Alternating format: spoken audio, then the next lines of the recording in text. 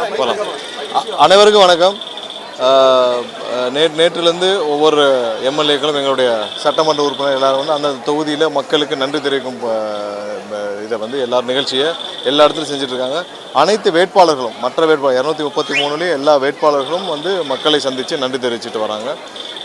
கண்டிப்பாக மக்கள் அளித்த தீர்ப்பை ஏற்றுக்கொண்டு மக்கள் என்ன நினச்சி வாக்களித்தாங்களோ அதுக்கான வேலையை நாங்கள் எல்லாம் துவக்கியிருக்கிறோம். நேற்று மதுரை மாவட்டத்தில் வந்து ஆட்சியர், கமிஷனர், எஸ்பி எல்லாரும் கூட சேர்ந்த ஆய்வில் வந்து எல்லா இடத்துலையும் எங்கெங்கெல்லாம் குட்காக்கள், அதாவது தேவையில்லாமல் போதை வஸ்துகள், குட்காக்கள் விற்கப்படுதோ அதையெல்லாம் கடும் நடவடிக்கை எடுக்குமாறு முதல்வர் என்ன நினச்சி இந்த போதையில்லா தமிழகத்திற்கு முடக்கி விட்டாரோ அதை வந்து செயல்படுத்தும் வடிவமாக நிறைய இடத்துல கடந்த 2 நாட்களாக பல பகுதிகளில் கடைகளுக்கு ரைடு செஞ்சு மதுரை மாவட்டத்தில் இருக்கிற கமிஷனர், எஸ்பி எல்லாம் சேர்ந்து இப்போ காவல்துறை வந்து சீல் வச்சுட்டு வராங்க. அது இல்லாமல் டாஸ்மாக் பார்களில் எங்கெங்கெல்லாம் முறைகேடுகள் நடக்குதோ, டாஸ்மாக் பாரில் விதிமீறல்கள் நடக்குதோ அதையெல்லாம் ஆய்வு செய்து ஆக்ஷன் எடுத்துகிட்டு வராங்க. எங்கெங்கெல்லாம் வந்து சட்டத்திற்கு புறம்பாக இல்லீகல் மைன்ஸு, இல்லீகல் குவாரிகள் இருக்குதோ அதை எல்லாத்தையும் ஐடென்டிஃபை பண்ணி அது எல்லாத்து மேலேயும் நடவடிக்கை எடுக்கிறதுக்காக அனைத்து வேலைகளும் துவங்கப்பட்டிருக்கு. கண்டிப்பாக எல்லாரும் இது பழைய மாதிரியான ஆட்சி இல்லை, இது தளபதி அண்ணன் முதல்வர் அண்ணன் விஜயோடைய ஆட்சி. முதல்வர் என்ன நினச்சி ஒவ்வொரு நிமிஷம் செயல்பட்டு இருக்கிறாரோ அதை வந்து செயல்படுத்தும் விதமாக எல்லாரும் நடந்து கொள்ள வேண்டும் என்று கேட்கிறோம். பொதுமக்களும் முழு ஒத்துழைப்பு கொடுத்துட்டு வராங்க. எல்லா இடத்துலையும் இல்லீகல் குவாரி, எங்கெல்லாம் தேவையில்லாத போதை வஸ்துகள் இருக்கிறதோ அது எல்லா இடத்துலையும் கடைகள், சின்ன சின்ன கடைகள் வந்து குட்கா எல்லாமே வந்து நடவடிக்கை எடுக்கப்பட்டு வருது. பொதுமக்களும் அனைவரும் கண்டிப்பாக இன்னொரு 2-3 மாதத்துக்குள்ளே எல்லாமே சீரமைக்கப்பட்டு சரியான பாதையில் போகும்னு கேட்டுக்கிறோம். பழைய மாதிரி ஆட்சி இல்லைன்னு சொல்கிறோம், ஆனால் ஆட்சி சில நாட்களில் 24 கொலைகள் நடந்திருக்கு சார், அதை எப்படி தடுத்து? இல்லை, சட்டம் ஒழுங்கு சரியாக போயிட்டுருக்கு.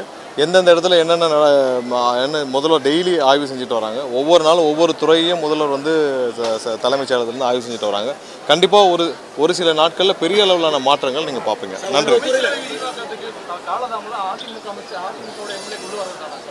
முதல்வர் ஒவ்வொரு துறையும் ஆய்வு செய்து அந்த துறைக்கு யார் இருந்தால் சரியாக இருக்கும் என்று முதல்வர் தனிப்பட்ட முறையில் ஆய்வு செஞ்சுட்டு வர்றார். எல்லா டிபார்ட்மெண்ட்லையும் இந்த மாதிரியான ஒரு முதல்வர் வந்து தினமும் காலையில் 10 மணிலேருந்து சாயந்தரம் வரைக்கும் தலைமைச் செயலகத்திலிருந்து மதிய உணவையும் தலைமைச் செயலகத்தில் எடுத்துக்கொண்டு எந்த முதல்வரும் இல்லை என்று எனக்கு தெரிஞ்ச அனைவரும் சொல்லிட்டு வராங்க. அந்த ஆய்வின் அடிப்படையில் தான் முதல்வர் எல்லா நடவடிக்கையும் எடுத்துகிட்டு வர்றாரு. யார் என்ன சரியாக இருக்குன்றதை முதல்வர் தான் முடிவெடுப்பார். ஸோ அதை முதல்வர் அண்ணன் விஜய் அவர்கள் வந்து ஒவ்வொரு நாளும் ஆய்வு செஞ்சுட்டு வர்றாரு. கண்டிப்பாக, ஏன்னா நீங்கள் 40-50 வருஷமாக ஒரு சிஸ்டமு, ஒரு கவர்மெண்ட்டு, ஒரு அட்மினிஸ்ட்ரேஷன் வந்து வேறு மாதிரியாக மாற்றி வச்சுருக்காங்க. நீங்கள் ஒரே நாளில் போய் நம்ம சரி செய்ய முடியாது. ஸோ அதற்கான முழு ஆய்வை செஞ்சு முதல்வர் வந்து நாளில் சொன்னார், பதவியேற்பு அன்னைக்கு எங்கள் முதல்வர் வந்து சொன்னார், எல்லா இடத்துலையும் நம்ம கிளியராக ரிவ்யூ பண்ணிவிட்டு எல்லாத்தையும் ஆடிட் பண்ணிவிட்டு ஒரு தெளிவான வெள்ளை அறிக்கை பப்ளிஷ் பண்ண வேண்டிய கட்டாயத்தில் இருக்கோன்னு சொன்னார். ஏன்னா ஒவ்வொரு டிபார்ட்மெண்ட்லையும் என்ன இருக்குது என்ன இல்லைன்னு மக்கள் தெரிஞ்சுக்கொள்ள வேணும், என்ன நிலைமையில் இருக்குன்னு மக்கள் தெரிஞ்சுக்கணும், என்னென்ன தேவை, என்ன செயல்படுத்த முடியும், என்ன ப்ரையாரிட்டி, என்ன நிலைமையில் இருக்குன்னு எல்லா டிபார்ட்மெண்ட்டையும் ஆய்வு செய்து ஒரு வெள்ளை அறிக்கை பப்ளிஷ் பண்ணணும்னு முதல் நாளே சொன்னார். ஸோ அது எல்லாத்தையும் முடக்கி விட வேண்டிய கட்டாயத்தில் இருக்கிறோம். ஸோ ஒவ்வொரு நாளும் அதற்கான வேலைகளை முதல்வர் செஞ்சுட்டாரு. இது மிகப்பெரிய பணி. ஒரு 50 வருஷமாக எல்லா டிபார்ட்மெண்ட், ஏதாவது ஒரு டிபார்ட்மெண்ட் நீங்கள் சிறப்பாக செயல்படுன்னு சொல்ல முடியுமா? இல்லை, எல்லா டிபார்ட்மெண்ட்டும் பொறையோடி எல்லா டிபார்ட்மெண்ட்டும் கடுமையான ஒரு நெகட்டிவில் இருக்குது. இப்போ போக்குவரத்து துறை எடுத்திங்கன்னா அது எவ்வளோ சிரமங்கள் இருக்குது, எவ்வளோ கஷ்டங்கள் இருக்குது. ஒவ்வொரு துறையும் பயங்கர நெகட்டிவில் இருக்குது. ஸோ அதோடைய கரண்ட்டில் என்ன நிலைமை இருக்குது அதை முழுசாக ஆடிட் பண்ணால் தான் உங்களுக்கு தெரியும். ஆடிட் பண்ணி அதில் என்ன பண்ணணும், என்ன பண்ணக்கூடாது, நம்ம எல்லாம் என்னென்ன வாக்குறுதிகள் கொடுத்துருக்கோம் அதெல்லாம் மேப் பண்ணி முதல்வர் முழு ஆய்வையும் செய்து முடித்த பிறகு ஒவ்வொன்றையும் செயல்படுத்த ஆரம்பிப்பார்.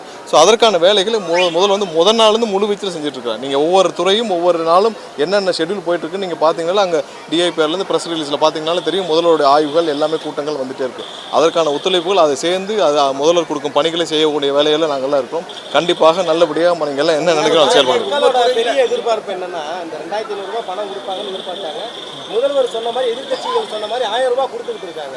அவங்க வந்து உங்க எல்லாருக்கும் தெரியும் ஃபினான்ஷியல் பட்ஜெட் இல்லை உங்க எல்லாருக்கும் தெரியும் ஃபினான்ஷியல் பட்ஜெட்டு, ஃபினான்ஷியல் பெரிய அளவில் நிதி ஒதுக்கீடுகள் எல்லாமே ஃபினான்ஷியல் பட்ஜெட் முடிஞ்ச பிறகு தான் பண்ண முடியும். அதுக்கான பட்ஜெட் வர்றதுக்குள்ளே முதல்ல அதுக்கான தேவைகளை நிதி ஆதாரங்களை சரி செய்து ஃபினான்ஷியல் பட்ஜெட் முடிஞ்ச பிறகு தான் செய்ய முடியும். ஸோ இதெல்லாம் ஒரு ஜியோவில் பாஸ் பண்ண முடியாது. ஸோ உங்களுக்கு எல்லாருக்கும் தெரியும், மூத்த பத்திரிகையாளர் உங்களுக்கு எல்லாம் தெரியும், எல்லாமே நிதி ஆதாரங்களை சரி செஞ்சுட்டு ஃபினான்ஷியல் பட்ஜெட் முடிஞ்ச பிறகு தான் அதெல்லாம் கொண்டு வர முடியும். அது உங்களுக்கு நல்லாவே தெரியுமே. உங்கள் துறை எப்படி இருக்குது, உங்கள் துறையில் என்னென்ன விதமான மாற்றங்கள் பண்ணலாம்? இல்லை, இன்னும் துறை ஒதுக்கப்படலை. முதல்வர் யார் யாருக்கு என்ன துறைன்னு முதல்வர் முடிவு செய்வார். முதல்வர் முடிவு செய்தவர் கண்டிப்பாக ஒதுக்க செய்வார். இல்லை இதுவரை இல்லை அது அவங்க கோயில் நிர்வாகத்திலேருந்து பார்த்துக்குருவாங்க. அது என்ன அவங்களுடைய ஃபார்மாலிட்டிஸ் பற்றி பார்த்துப்பாங்க. அதில் நாங்கள் யாரும் தலையிடலை. சார், இத்தனை நாட்கள் விஜய் வந்து செய்தியாளர்களை சந்திக்கல. இப்போ முதலமைச்சராக பாருங்க, ஒரு விஷயம் சந்திப்பதற்கான வாய்ப்பு தேவையான பொழுது இங்கே பாருங்க, எதையுமே தேவையான பொழுது செய்ய வேண்டியதுதான் அவசியம். ஏன்னா செய்தியாளர் சந்திப்புங்கிறது டெய்லி ப்ரெஸ் ரிலீஸ் போயிட்டு இருக்கு. என்னென்ன வேலைகள் நடக்குதுன்னு ப்ரெஸ் ரிலீஸ் போயிட்டு இருக்கு. தேவையான பொழுது செய்தியாளர் எப்பயும் சந்திக்கிறதுல எந்த தயக்கமும் இல்லை நம்மளுடைய முதல்வருக்கு. ஸோ அதில் எந்த தயக்கமும் இல்லை. செய்தியாளர் சந்திப்புன்ற கட்டாயம்ன்றது அது அதெல்லாம் வந்து எந்த இடத்துலையும் இல்லை. அது ஒரு பெஞ்ச் மார்க்கும் கிடையாது. ஒவ்வொரு நாளும் நடக்கும் பணிகள், ஒவ்வொரு அரசில் என்ன நடந்துட்டு இருக்கு, முதல்வர் சைடில் என்னென்ன நடவடிக்கைகள் எடுக்கப்பட்டிருக்குன்னு ப்ரெஸ் ரிலீஸ் வந்துட்டே இருக்கு. கண்டிப்பாக உங்கள் எல்லாருக்கும் தேவையான அனைத்தும் வெளிப்படையாக நடக்கும். உங்கள் எல்லாருக்கும் அதை வந்து வரும். நீங்கள் ஒரு சட்டமன்றத்தில் ஒரு பகுதி எப்படி உட்காந்துருக்காங்க, எவ்வளோ இளைஞர்கள் உட்காந்துருக்காங்க, எவ்வளோ பெண்கள் உட்காந்துருக்காங்க, ஒரு சட்டமன்றம் எப்படி செயல்படுது, ஒவ்வொரு நாளும் முதல்வர் எப்படி செயல்படுறாரு, அதிகாரிகளுக்கு எந்த அளவு சுதந்திரம் கொடுக்கப்பட்டிருக்கு, எதை வந்த உடனே டாஸ்மாக் கடைகள் 717 கடைகள் மூடப்பட்டு போதை மருந்துகள் கண்ட்ரோல் பண்ணப்பட்டு இன்றைக்கி வந்து எல்லா இடத்துலையும் இல்லீகல் மைன்ஸ் நிறுத்தப்பட வேண்டும் சொல்லிட்டு எங்கெங்கெல்லாம் வந்து விதிமீறல் உள்ள பார்களை வந்து க்ளோஸ் பண்ண சொல்லி குட்காக்கள் கண்ட்ரோல் பண்ண சொல்லி ஒவ்வொரு நாளும் மக்கள் என்ன நினைச்சாங்களோ அதை நோக்கி முதல்வர் செயல்பட்டுருக்கார். நீங்கள் தான் சொல்லணும், இது வந்து எந்த வெர்ஷனும் கிடையாது. இது இன்னைக்கான புது வெர்ஷன். அந்த கோர்ட்டோட ரகசியம் என்ன? ஜாதகக்காரர் எதுவும் கோர்ட்டு டெய்லியும் போட்டு வரணும்னு சொல்லியிருக்கிறாரா? இல்லை நம்ம தமிழர்களுடைய அது தலைவருடைய முடிவு. நன்றி. நன்றி.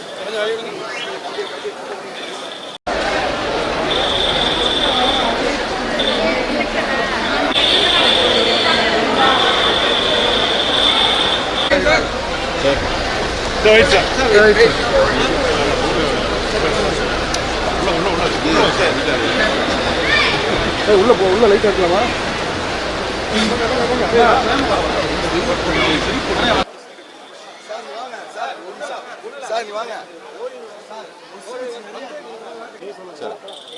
அனைவருக்கும் வணக்கம். நேற்று வந்து போகலாம் நம்ம போகலாம். அனைவருக்கும் வணக்கம். நேற்றிலிருந்து ஒவ்வொரு எம்எல்ஏக்களும் எங்களுடைய சட்டமன்ற உறுப்பினர் எல்லாரும் வந்து அந்த தொகுதியில் மக்களுக்கு நன்றி தெரிவிக்கும் இதை வந்து நிகழ்ச்சியை எல்லா இடத்துலையும் செஞ்சிட்ருக்காங்க. அனைத்து வேட்பாளர்களும் மற்ற வேட்பாளர் 233 எல்லா வேட்பாளர்களும் வந்து மக்களை சந்தித்து நன்றி தெரிவிச்சுட்டு வராங்க. கண்டிப்பாக மக்கள் அளித்த தீர்ப்பை ஏற்றுக்கொண்டு மக்கள் என்ன நினச்சி வாக்களித்தாங்களோ அதுக்கான வேலையை நாங்கள் எல்லாம் துவக்கியிருக்கிறோம். நேற்று மதுரை மாவட்டத்தில் வந்து ஆட்சியர், கமிஷனர், எஸ்பி எல்லாரும் கூட சேர்ந்த ஆய்வில் வந்து எல்லா இடத்துலையும் எங்கெங்கெல்லாம் குட்காக்கள், அதாவது தேவையில்லாமல் போதை வஸ்துகள் குட்காக்கள் விற்கப்படுதோ அதையெல்லாம் கடும் நடவடிக்கை எடுக்குமாறு முதல்வர் என்ன நினச்சி இந்த போதையில்லா தமிழகத்திற்கு முடக்கி விட்டாரோ அதை வந்து செயல்படுத்தும் வடிவமாக நிறைய இடத்துல கடந்த 2 நாட்களாக பல பகுதிகளில் கடைகளுக்கு ரைடு செஞ்சு மதுரை மாவட்டத்தில் இருக்கிற கமிஷனர், எஸ்பி எல்லாம் சேர்ந்து இப்போ காவல்துறை வந்து சீல் வச்சுட்டு வராங்க. அது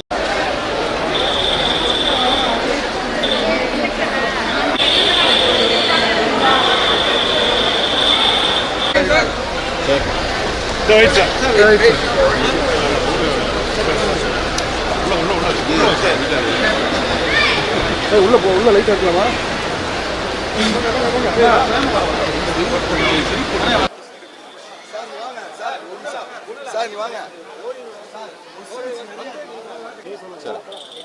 அனைவருக்கும் வணக்கம்.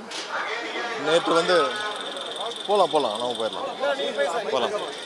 அனைவருக்கும் வணக்கம். நேற்றிலிருந்து